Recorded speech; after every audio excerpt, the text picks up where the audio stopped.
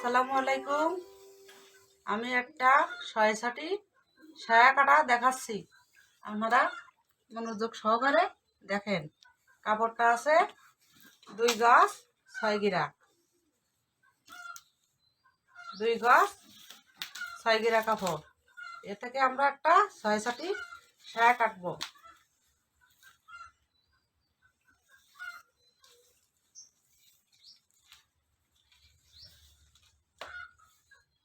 দুই গজ 6 গিরা কাপড় আছে। এ থেকে আমরা কোমর পটিটা আগে বের করে নেব। কোমর পটি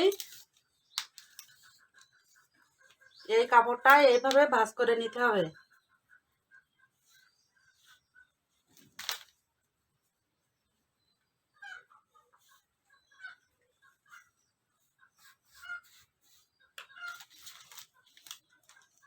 এখান থেকে 6 ইঞ্চি নিতে হবে।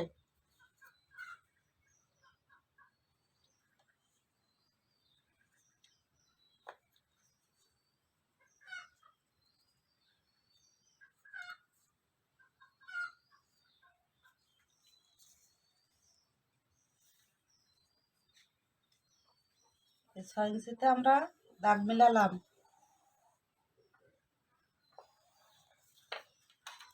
এখান থেকে এটা কেটে দিলাম।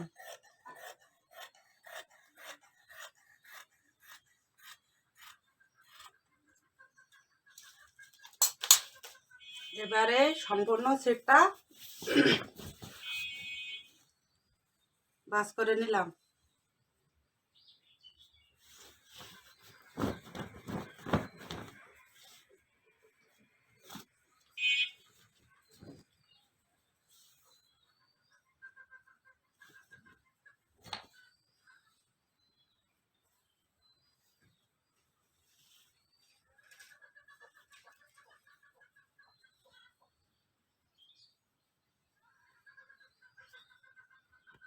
জোড়ামুখ করলে রাখলাম, ছাড়ামুখ বাইরে রাখলাম।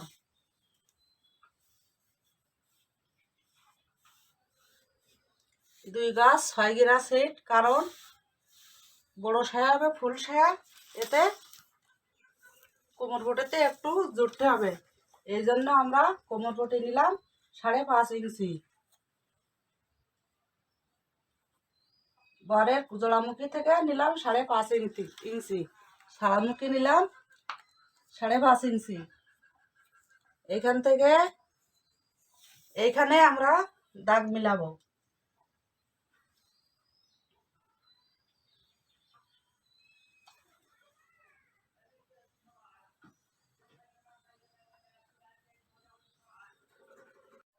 আমরা সায়াটা সমানভাবে 2 ভাঁজ করে নিলাম। 2 ভাঁজে হবে 6টা পার্ট, 2 ভাঁজে হবে 4টা পার্ট, 6টা পিস। এটা সমান করে ভাঁজ করে নিলাম। নিয়ে তারপরে জোড়ামুখ খুলে রাখলাম, ছাড়ামুখ বাইরে রাখলাম। সমানভাবে সবটা ঠিক করে নিলাম। জোড়ামুখের থেকে নিলাম 5.5 ইঞ্চি, আর ছাড়ামুখের থেকে নিলাম 5.5 ইঞ্চি।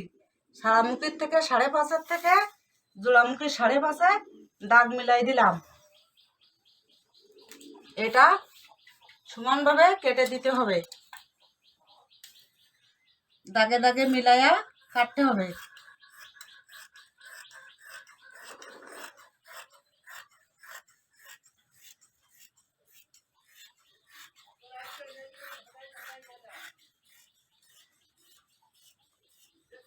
কাটা শেষ হয়ে গেছে।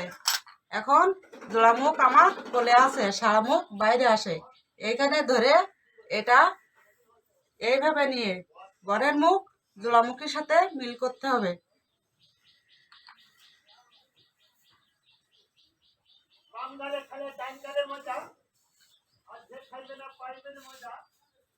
জোড়ামুখ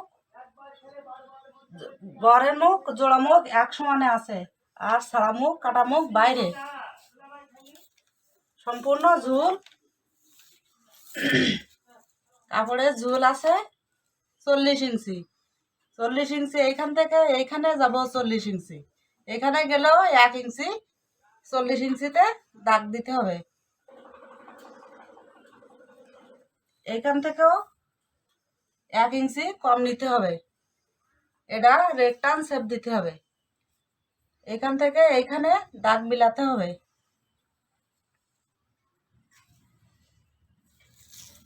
এটা সমানভাবে সমান করে কেটে রেক্টান শেপটা দিতে হবে, যাতে কোনা ঝুলে না আসে। এই জোড়া মুখটা কেটে দেব।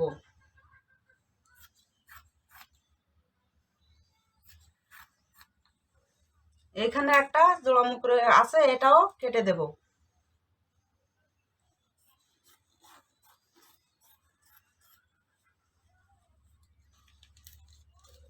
পাট কয়টা হয়েছে দেখেন, 1টা 2টো 3টে 4টে 5টা 6টা, তাহলে 2 ভাজে 4 পাট পিস হয়েছে 6টা। এটা সেয়া কাটা শেষ। সেয়ার মোট 6টা পাট পিস হয়েছে, আর কোমর পটি দেয় 7টা। এটা হলো 6 ছটি সায়া। এবার আমরা সেলাইয়ের নিয়ম দেখব।